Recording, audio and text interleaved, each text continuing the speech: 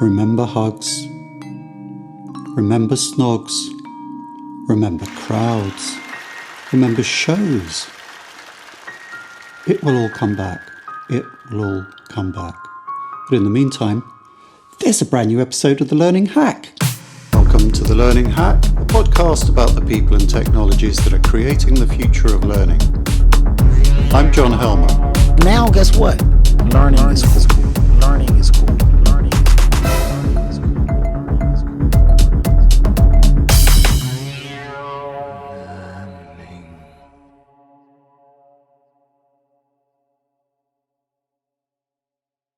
We're back. I'm back too, bitches. It's not all good.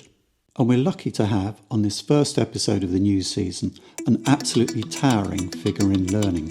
Internationally renowned author and speaker, Dr George Siemens, Professor at the University of Texas at Arlington and Director of the Centre for Change and Complexity in Learning at the University of South Australia. We caught up with him down under just as the sun was going down.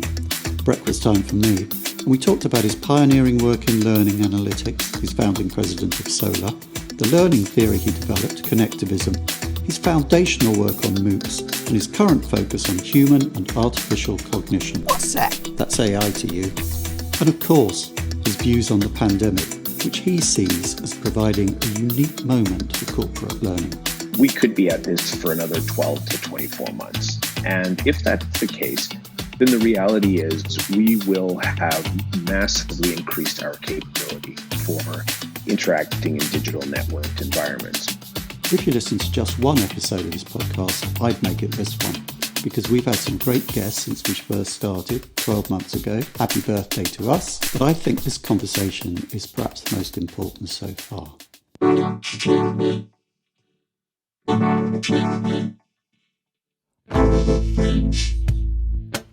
So welcome to The Learning Hack, Dr. George Siemens. We're pleased and honoured to have you kicking off the new season.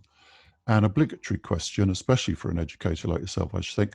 How has the crisis been treating you and your work this year? First of all, hi John, good to connect. And thanks for the opportunity to spend some time with you in a chat here. I think for me, it hasn't been an enormous impact, like many educators that have been playing with technology and that have spent a fair bit of time trying to make sense of what it can do in different kinds of learning settings. I was reasonably well prepared. It did have a bit of an impact. I had a course of about 150 students that I was teaching at University of Texas in Arlington around, the course was cognitive processes, and it's something that has a bit of lab work involved. It has a lecture format, there's group work involved. So it was a little bit of a very quick process in the span of a few weeks, moving from, we knew it was coming, to university lockdown, to move everything online and host all of your sessions online and those were fine because most of us have spent a lot of time learning and interacting online, so we can do that. Yeah. The assessment and the evaluation, though, with 150 students is a bit interesting when that has to happen online. But I'd say overall, it's the pandemic from a professional end has been a little disruptive. From a personal end, it's been it's been okay. I've been in South Australia and we've had limited cases, so it's been pretty good so far. Right. So is there a kind of an element of, obviously, the pandemic is a terrible thing, crisis, without downplaying the seriousness of it, is there kind of an element of, I've been telling you guys about this for years and years, and now suddenly you have to use it. Is it kind of an I told you so moment in a sense?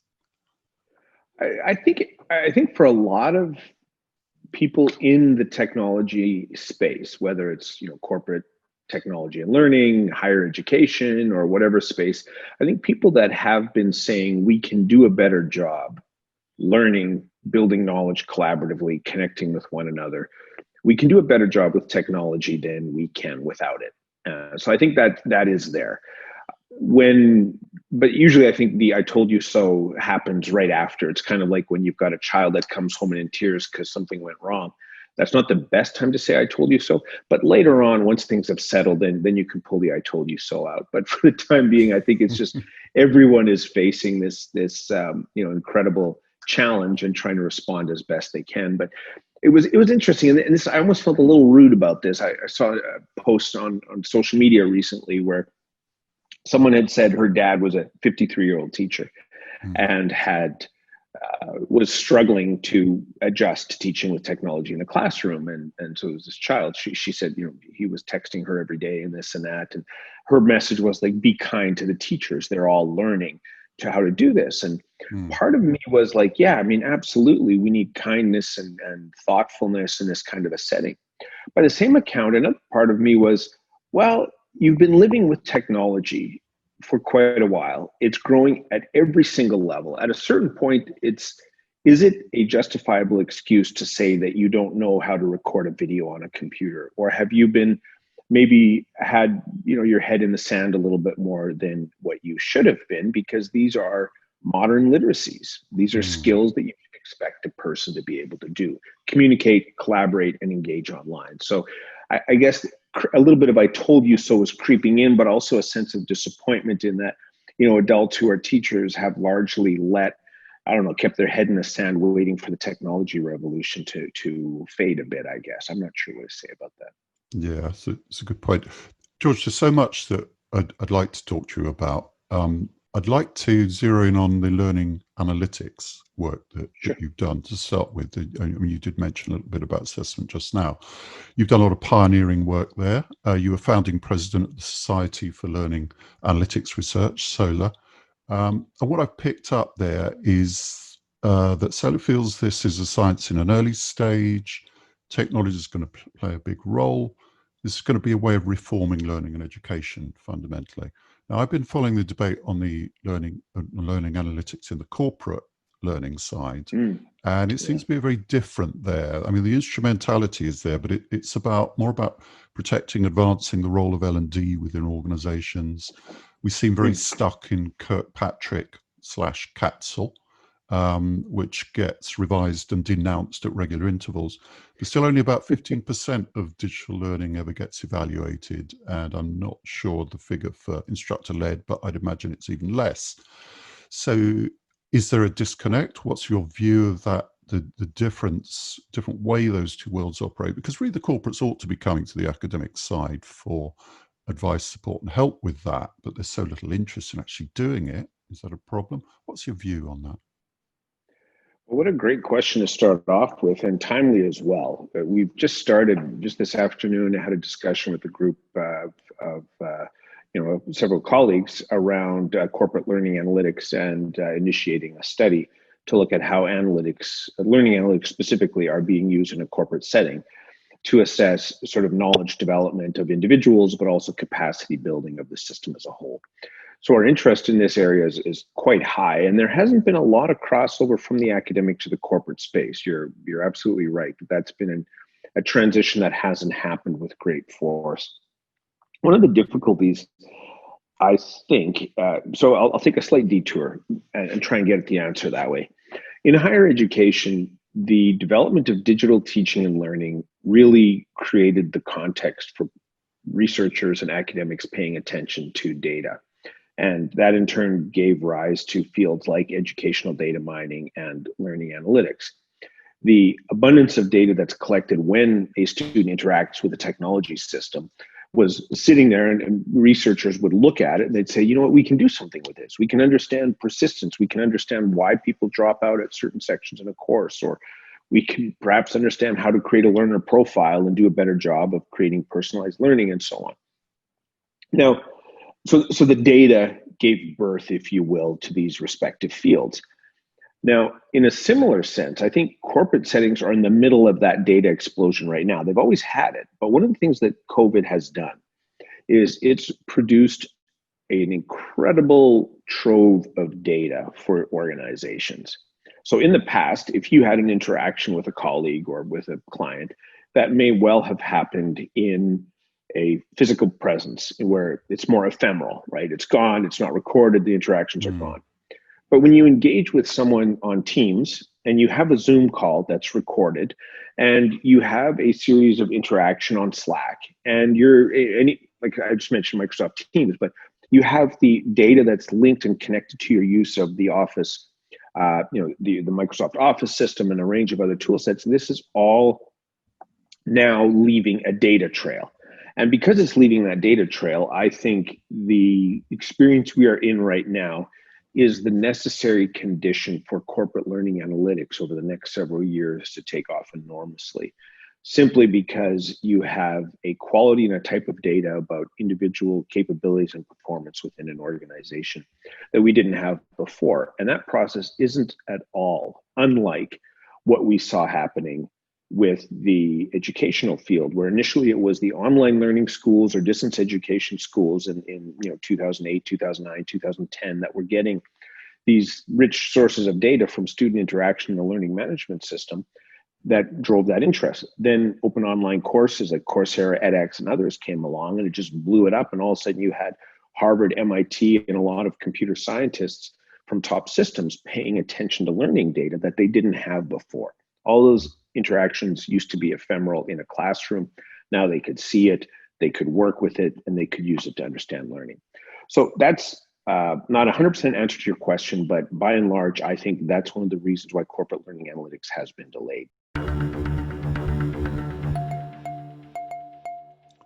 But to get directly to your question, or the secondary part of your question, which is the relationship between companies working with academics, I think there's a lot of potential there. And I've got a number of relationships with different organizations that I've engaged with that have had either questions around capability of people, because learning in a school is a very direct relationship. And you mentioned Kirkpatrick, because you're trying to assess the effectiveness and the impact.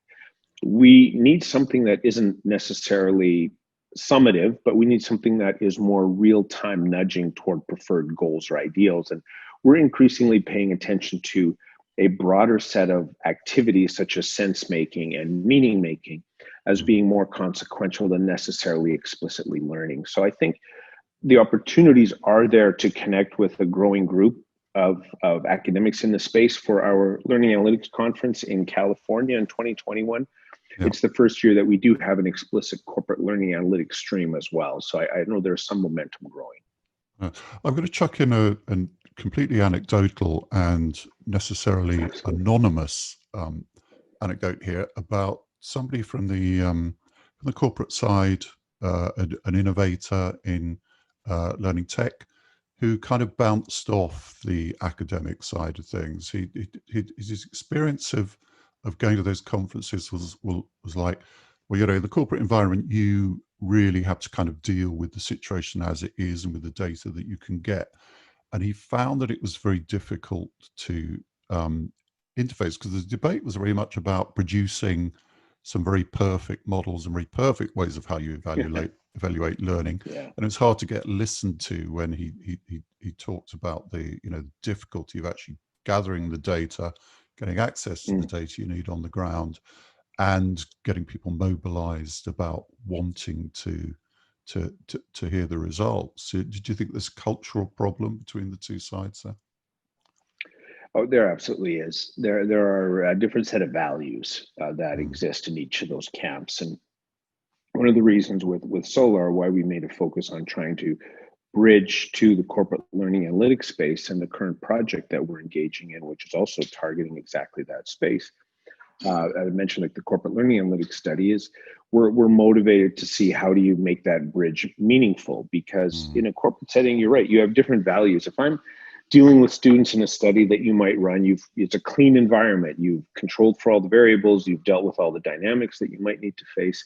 And then when you go online, that changes. Or in a corporate environment, the data is messier, you can't control all the variables. So those certainly are factors. But Anne Brown did a paper, and I think it was in 1982 or so, where she looked at the idea of classes and environments are experimental labs, basically. And that's one of the things that we have seen a benefit of now is these settings that we have in Teams, in Slack, on whatever learning management system or corporate capability system the company uses. You have the ability to design and run thoughtful experiments that'll determine potential impacts or potential outputs. So I think treating these environments, these digital environments now as research design spaces, at least brings the practical need for outputs and measurable determination of the usefulness of an investment Yep. versus the more academic research lens. I think that has some potential to be bridged, but you're absolutely right. They're very much different spaces right now. Another thing that what we're talking about here kind of points out for me is an interesting paradox in a way, in that perhaps just for the reason cynically that it's harder to sack a teacher or a lecturer than it is to get rid of clear out a load of trainers. There has been more progress towards digital, I think, on the corporate side than there has on the educational side. I think it's fair to say. And I've heard academics expressing frustration that so much of the interesting stuff that corporates do is a black box for them because they can't get a look at it because there aren't enough documented case studies and so on. On the other hand, when it comes to evaluation, and what you're talking about is much more interest in the research and data side of it on the educational side than on the corporate side, where there is a conspiracy of convenience is the word for it, where it's like, oh, we've had a terrible data breach, we're going to train people, and that's our response to government, that there'll be a load of training. Nobody wants to know whether or not that actually worked because the news could possibly only be bad. So on the one side, you get kind of, both have different capabilities. So it would seem there'd be a lot to gain by the two coming a bit closer together. I would think. I mean, and I've done quite a bit of work with corporate partners in the past, and I think in a lot of ways, the onus is on educators or academics, if you will, to try and bridge the nature of that relationship and to understand particularly that the values and the metrics are different. And by values and metrics, it's not that the desire to know is any less in corporate environment. I think that's belittling. What I think it is, it's the desire for practical impact or the desire for an output that can be implemented. There are a few labs, obviously, historically, and companies will have them that are targeted on basic science, but most of them don't have basic science and things like human learning and human capability development. So I think in that regard, it's a reasonable expectation that we learn to speak one another's language in meaningful ways, but also recognizing that really, I think where the relationship falls apart is one, the values of the process, and two, the desired output. So for an academic, getting a paper may be a desirable outcome of a research collaboration or setting up for a future grant, whereas a corporate partner has a motivated interest in how do you drive organizational impact, improve results, produce something that can make a measurable impact on the bottom line. There's a move in corporate learning to be more evidence-based now and to be better about applying good learning theory. And you contributed to that body of theory with your own work on connectivism. Big ask, I know, but could you give the broad lines for those unenlightened souls who haven't heard about connectivism, and maybe reflect a little on how the rapid development of network technology in the 15 years since it was formulated perhaps shifted your view, or perhaps made it even just seem more relevant?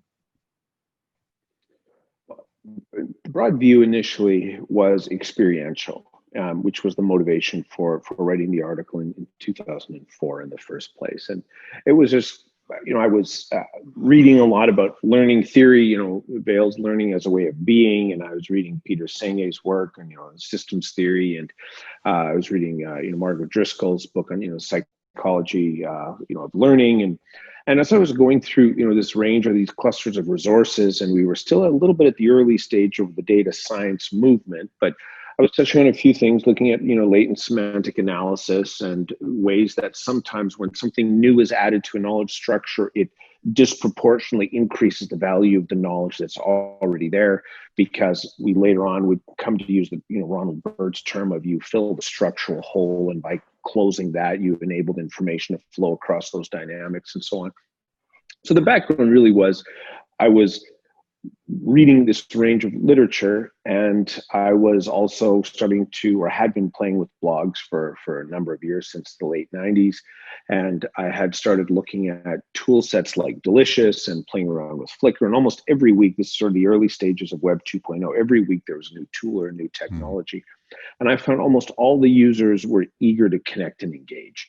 So if you would read a blog post from an educator that was teaching in a school system in New Jersey, and you would reply on her blog, she would comment back or come and reply on your blog. And it was this environment of, I was learning not because of who I was physically located with. I was at Red River College at the time. And just prior to moving to University of Manitoba. And so while I was there, it was this experience that I am learning how to understand technology and society and the impact of these resources from my networks. And so that was the primary motivation, and sort of ran down that rabbit hole of learning. And the short definition of connectivism essentially is, that knowledge is networked and learning is the process of growing and pruning those networks. Those networks exist at 3 levels. One, which is beyond the scope of my interests, but current place and capability, is around the neuroscience, and namely the biological basis of learning. It's literally connections and neurons developing. The second level is conceptual, and this is in the domain of cognitive science. And these are cognitive processes and the activities that we engage in when we play with ideas. And the third level at which learning is networked is what we'll call sort of the social or external level. That's increasingly where we rely on other people and we engage with other people. Now, obviously, these are all linked. If you have a new concept or idea, it's rendered in a biological basis in your brain. These new concepts or ideas are shaped and developed through your interactions with other people in your social network. So that's sort of the general concept of what connectivism is. Experience.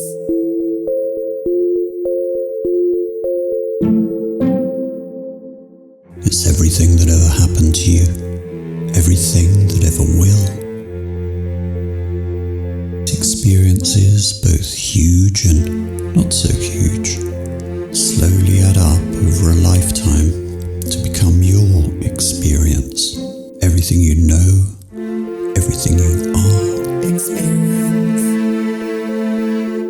And now the experience word is taking over learning. Learning experience. Our learning experience. Learning experience design. Learning experiences. And some worry that the change will distract from what science has told us about how people learn. Do we even know what we mean by the words learning experience? Is this a learning experience? Or this? Or this? I've talked to some incredibly smart designers, theoreticians, L&D practitioners, and technologists on behalf of the good people at Learning Pool. And together we've created a series of guides and resources to help you get the best from this change. Download the first of these now, the Experience White Paper. Experience.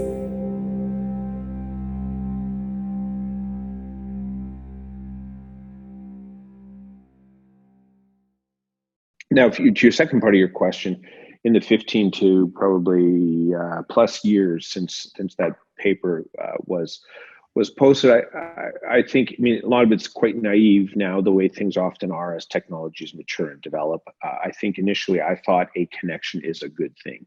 And now and transparency is a good thing. Everybody should have the ability to have a voice. Some of us are starting to realize that with the current state of social media, a connection is not necessarily good.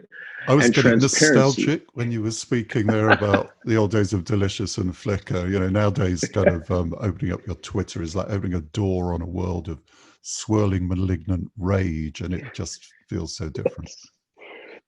That's exact. And I think you've summed that up quite nicely. So I think in terms of my maturation of thought, it's really been recognizing that connections are at its core greatly promising for individuals who want to reach out and learn and develop. But everything is contested now, and that's maybe a byproduct. Diversity produces friction. And so you have everyone having a voice, and you have everybody who has different perspectives. You have political actors at a state level that want to change perspectives. And so the growth of bots, the growth of misinformation, what happened with Facebook in Cambridge and other illustrations, 3 and 4 years ago, reflect the role of organizations that want to manipulate the masses, if you will. Now, the masses are always being manipulated, but we've had 100+ years to ferret out some of the malignant players in the media manipulation space. We don't have the benefit of that luxury in technology and social media. It has grown so quickly. So I think that that's one angle for me. I'd say that I was naive with the maliciousness that could accompany openness and transparency. I used to think it was like sunshine, roses, rainbows, and ponies. I don't quite think that anymore. I do think the one aspect which to me was I never fully fleshed out, but currently I am focused on it much more so, is the idea of non-human agents involved in our knowledge processes. So currently my primary research motivation is understanding how human and artificial cognition intersect in knowledge processes and how that impacts society. That's something that is a new thing that I've certainly found over the last 15 years has grown in interest, namely what happens with these agents that act like knowing agents, even though they might not be. Like we can't say that an algorithm knows, but an algorithm does intrude on our own cognitive system as if it knows. So this isn't quite the right example, but it would be in the past, as little as 5 years ago, generally, if I wanted to learn something, it was all about me and my intentionality. There were behind the scenes things that were maybe shaping stuff for me, but it was the equivalent of I would go to a bookshelf. I would take out a book. I would read the book. I would close the book. I would put the book back. Now it's the equivalent if I go to the bookshelf, I take the book down. The book reads me. The book knows what I've read before. It gives me information based on who I am rather than on what it is. That's a big, big distinction. And suddenly you are in an environment now where agents know us and intrude on our cognitive system, and we don't really have enough of an understanding of what the implications of that are. So I think that's another area where I think we'll start to see growing interest at that intersection of human and artificial cognition, and what the implications of that might be organizationally, what that might be in terms of work setting, how companies build value and products for shareholders, and the list goes on.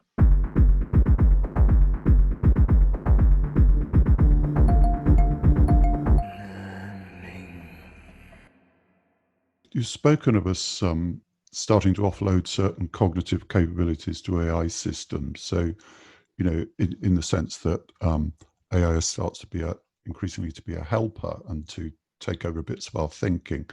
How do you think we should, asking you slightly to look ahead, which might be a bit unfair, how should we expect to see that trend manifesting itself in learning over the next few years, do you think? Well, so I'll give you one illustration. So I'm going to try and tease an argument out here, and if it gets exceedingly boring, you can just edit this out of the final podcast. Yeah, well, you'll be able to tell my head will hit the desk, but that's not going to happen, George. I'm sure. Well, you haven't heard the argument yet. Give it time. Okay, let's have a go.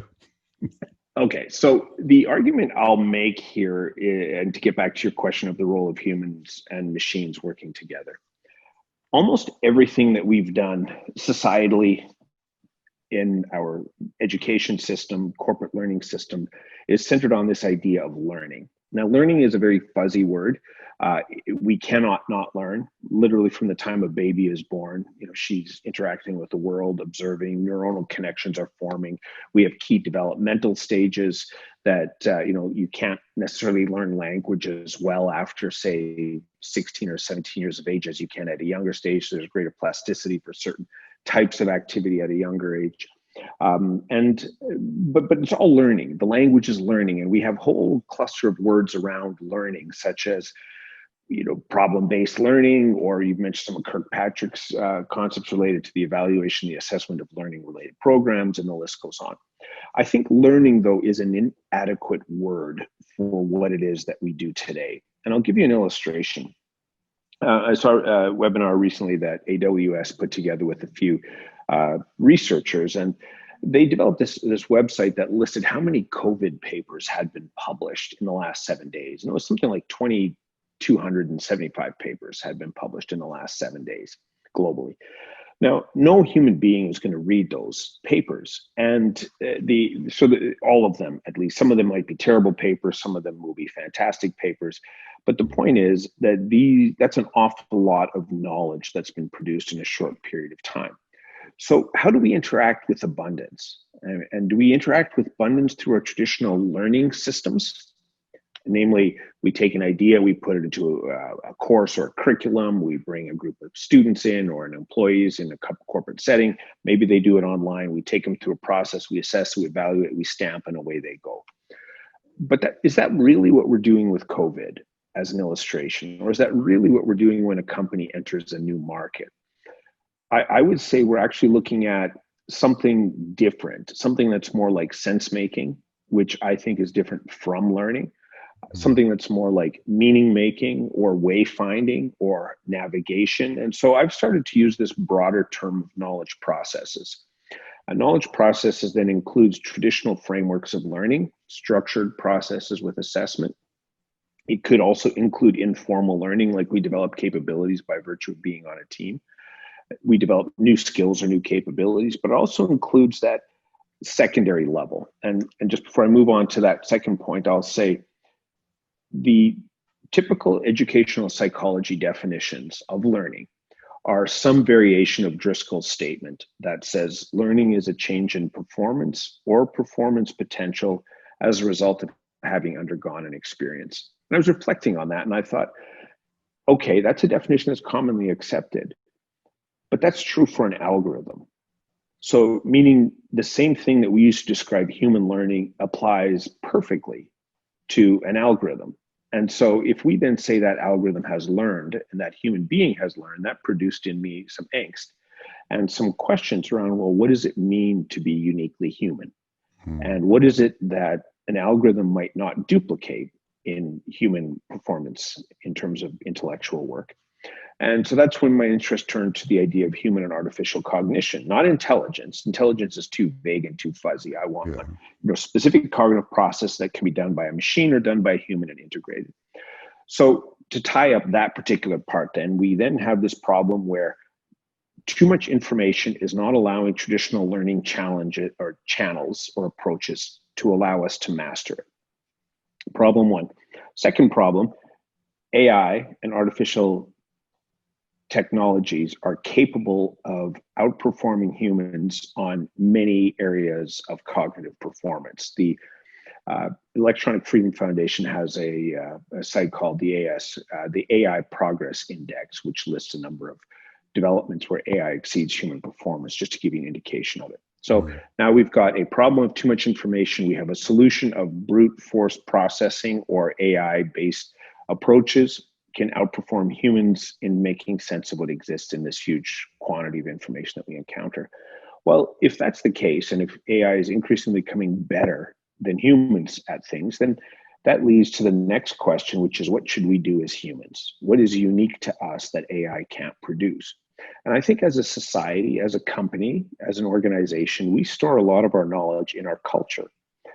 AI systems aren't good with less bounded information structures. And so we start to look at what are cultural expressions, and we start looking at sense making, we start looking at meaning making. And so the idea then became, and to wind down this fairly long discussion or argument, that due to the ability for AI to duplicate human traditional learning processes, we need to move our thinking to higher, more sophisticated approaches, which sit in cultural making, meaning making, sense making practices, because those are the things that AI cannot do well in the foreseeable future. So to finally wrap that part up, to get to your actual question, I think short term, we are going to find AI is much more prominent in behind the scenes. It is already. The email that you received, the social messages that you received, the pings you got in the organization, the information that you encountered is already an example of that. However, that will only continue to increase, and we're going to start to get more precise in what AI should do for us, specifically in managing information abundance. So let's say you do a traditional literature review as an academic. Typically, it's a long process of you define what are your inclusion and exclusion terms. You look at which databases you want to read. You look at a mess of abstracts. Or you could look now increasingly at automated service like iris.ai that will do that for you, and or at least do a lot of the analysis for you and do some content mapping and provide you with sort of an outcome or an assessment of that and so on. So what I'm trying to get at here is those are the kinds of ways that AI will influence us, is it will begin to take away discrete cognitive roles that we play around information access, processing, visualization, reminding, and so on. So I think it will progressively become more integrated in our daily cognitive work. And we will need to devote, as learning professionals or knowledge process professionals, more of our time to understanding how do we reintegrate artificial cognition back into the human cognitive system. So if a computer has said, hey, George, guess what I found for you around this topic? The question is, how do I then reintegrate that? Or how do I integrate that back into my own thinking and processing, and then make it available for another set of AI systems to be able to engage with? A really interesting response to that. And I'm thinking of the current debacle, I'm not sure you're aware of this, in UK education, where an algorithm has been found wanting in its ability to award A-level grades, then GCSE grades after that, and has caused a huge amount of panic. And it sort of makes me think that, well, for years exam boards have been doing rather peculiar things with A-level results and so on, but nobody really bothered too much about it. But it's like that thing about self-driving cars, 10,000 people die on the roads every year in the UK as a result of human agency. A self-driving car only has to kill one kitten, and they're not going to get allowed on the roads for another 10 years while they sort the technology out. And the increasing kind of visibility of algorithms and other types of machine learning is going to throw this up again and again, isn't it? Humans aren't allowed to be wrong. But it seems to me that what you're saying fundamentally is that humans now, it's our ability to deal with context, to make connections from one area of experience to another, to have a wide sort of intelligence that can bring lots of different things together. That's the higher ground we need to retreat to as the algorithms take over the simpler stuff. So, George, I'm sorry, I've got to do a handbrake turn now again. I mean, the format of this podcast requires that I have to do that. I'd love to drill into those questions more, but I really can't let you go without talking about MOOCs. You were very associated with MOOCs in the early days. Recently, anecdotally again, I've heard educators say things like, well, MOOCs didn't work, did they? I mean, another view is that they worked so well that they become a part of the landscape. We're all doing them now, but nobody even thinks about it. What's your view on MOOCs, let's say, 8 years after 2012, which the New York Times dubbed the year of the MOOC, when it was right at the top of the hype curve? I think MOOCs have been fantastic. I think they have been enormously successful. Globally, we're now looking at something in the range of 250 to 300 million students that have signed up for MOOCs. It's worth MOOCs because there were a group of individuals that really sort of drove them through the hype train.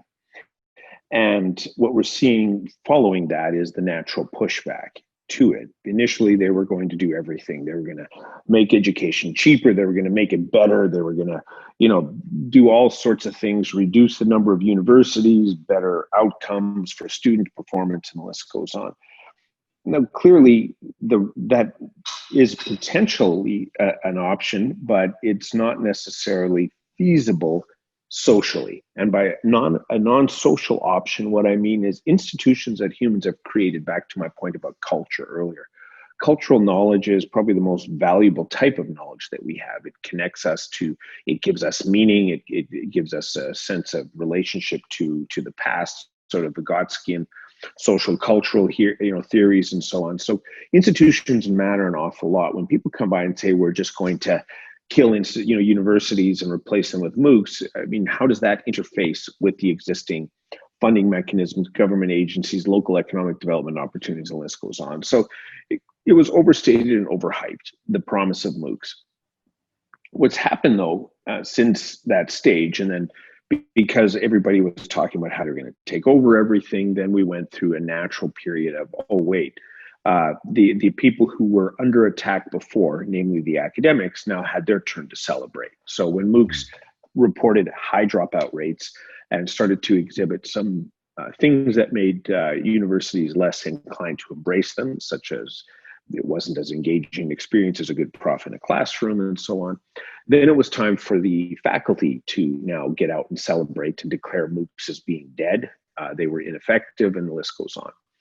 Now, as you're probably well aware of, whenever something is declared dead, it goes underground, and that's often when it has its bigger impact. And when I look at organizations that stayed with it, your Stanfords, your MITs, University of Michigans, they continued to take on additional students. China in particular, with Shutang X and a number of their other MOOC initiatives, have hundreds of millions of students taking open online courses. So from that end, MOOCs have given access to students that wouldn't have had it before. I read an article a number of years ago that looked at the 59% of the people working as data science acquired their skills through MOOCs or through informal learning, right? So it's huge impact that they've had in certain fields. Also, the organizational capability, universities embraced them heavily, like Michigan. They were quite well set for COVID in terms of organizational capability, because they had spent 7-8 years building their internal capability to work with teaching at a distance or teaching remotely and so on. So I think that's been another byproduct. But a final point on this, it's worth emphasizing that, you know, MOOCs by themselves, if they die, that's perfectly fine. They are, at best, I would say, a supply side answer to what has been decades of increases in the demand side of learning. We've moved to a knowledge economy. Universities still ran 16-week courses. And where were people going to learn about data science, to learn about programming, to learn about AI? Well, they weren't going to go back to university and do a master's. We were needing to continually upgrade what we knew, and universities weren't changing their methods. So I think in that regard, MOOCs at minimum played that role of helping to make aware the inadequacies of the traditional universities to serve the needs of modern learners. Now, if MOOCs, by virtue, I mean, edX and Coursera, if they fade and die, that doesn't address the underlying issue, which is what were MOOCs responding to in the first place. And they were responding to the need for universities to exist in digital networked environments and to provide offerings that respected the needs of individuals that also existed in those environments. Maybe you needed a 3-week short course rather than a 16-week full course. Maybe you needed a certificate in an emerging field rather than a full-blown master's, and so on. So I think that that's the potential of MOOCs when they first came out, and that remains, I think, their primary potential is to provide, to agitate for other knowledge systems in society to do a better job of recognizing how fundamentally our relationship with information has changed in the last several decades.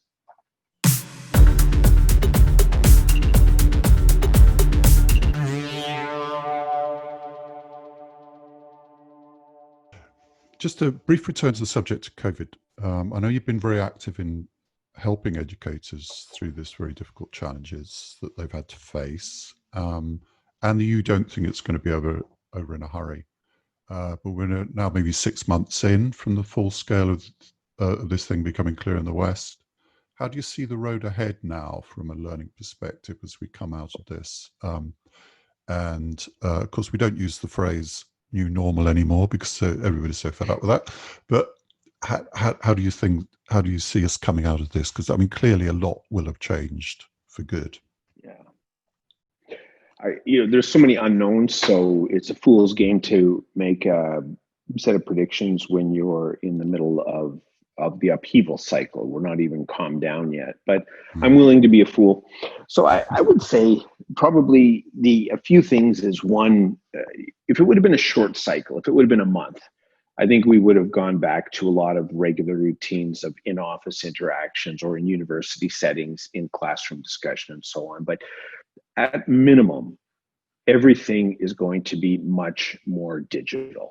And that means once you've had a few meetings via Zoom and you found out it actually worked quite well, you're not going to go back to having every meeting in person.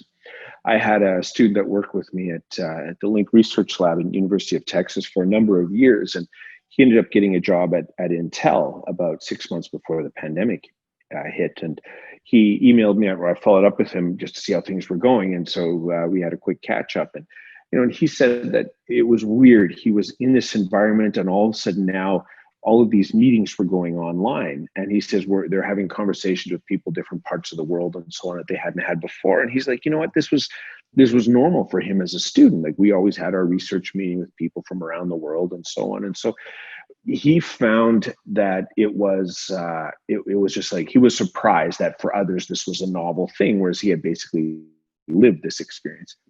Yeah. Now, the reason I reference that is, if it was a short-term thing, those new experience wouldn't have been activated. We would have just kind of dealt with it, panicked, and gone on. But it's now gone on for 7 months and plus, and it'll most likely go on, if you hear the current statements from healthcare officials, we could be at this for another 12 to 24 months. And if that's the case, then the reality is we will have massively increased our capability for interacting in digital networked environments. What do digital networked environments produce? They produce data. That's one of the biggest things they produce. It's a byproduct. So if they have data, then you're going to naturally see an increase in analytics, analytics around learning or knowledge practices and so on, as I mentioned earlier. But it'll also produce, and we're starting to see the early stages of this, it'll produce a lot of questions about surveillance. It'll produce questions about ethics. It'll produce questions about what kind of society do we want and what kind of people do we want to be. So I think that's going to be a secondary output as well, where individuals are already starting to say, this is not okay. I don't want to be surveyed in this manner, and I don't want you to use my data to offer me these services and so on. So I think that's going to continue to be an ongoing impact. At minimum, though, I think of it from a sort of a corporate, L&D perspective, I think there's going to be a far greater recognition that much of what we thought could be done in person doesn't need to be in person. So on the one hand, we have both devalued the role of being physically present, but also increased its value because we realize there's certain things that just can't be done online, or that can at least produce a massively better outcome if it's done in person. So I think we'll be much more intelligent about how we meet and why we meet. Learning will be the same way. Maybe you don't need to have a week-long retreat at an executive center unless you're doing it for non-learning needs, such as team building and camaraderie and so on.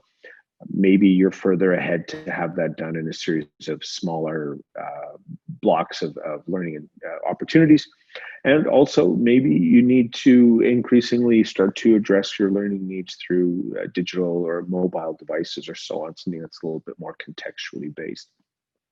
So I think that those will be big changes. Greater role of analytics, greater role of the digital environment, more intentional selection of the modality that we're actually involved in, as well as a set of growing social factors that will push back against this digitization and this analytics space. And we'll also start to question, what kind of humans do we actually want to be? Now, all of that is wrapped in this big old thing called growing prominence of AI and the growing influence of AI, because once you have enough data, the next stage is analytics. And once you've hung out at the analytics space for a while, the next stage is the machine learning AI space. And so I think that will definitely have a significant impact on corporate learning and development. Thanks, George. Lastly, and continuing that thought, you cover a lot of ground, and you've covered a lot of ground in your distinguished career in the past. You do a lot of stuff. Where should people be looking right now if they want to keep up with George Siemens is doing and thinking? By the sound of it, AI is becoming a major focus for you. But where specifically should they follow you? I whine a lot on Twitter. I have a site that I've just started doing more work around human and artificial cognition. So it's HA Cognition. So hacognition.org is the site. So people are welcome to sort of drop in there and engage or read some of my thinking in that regard.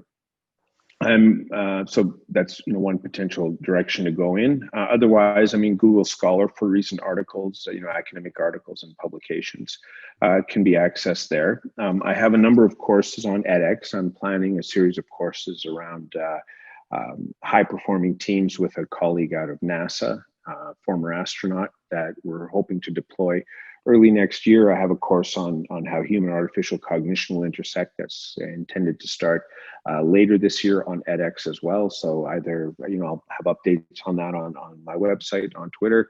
And if anybody has questions, obviously email is always an option too. Marvellous. George, it's been a really fascinating episode, and I'm really proud to have you on the podcast. Thank you very much. Real pleasure, John. Fantastic questions, and I appreciate you taking the time to connect. That's all on the Learning Hack podcast for this time. Many thanks to George and to all of you in what is a steadily growing audience. We took a month off in August, but it was still our third best ever month for downloads. The Learning Hack is completely independent and transparently funded by sponsorship. Please subscribe on your podcast platform of choice or on YouTube, and don't forget to leave a review and a 5-star rating to help other people find us as well. You can reach me at John Helmer on Twitter or on my website, johnhelmerconsulting.com. Next time, we're delving into the art of decision making with leadership learning expert Matthew Confer. Till then, stay classy, learning people. Bye for now.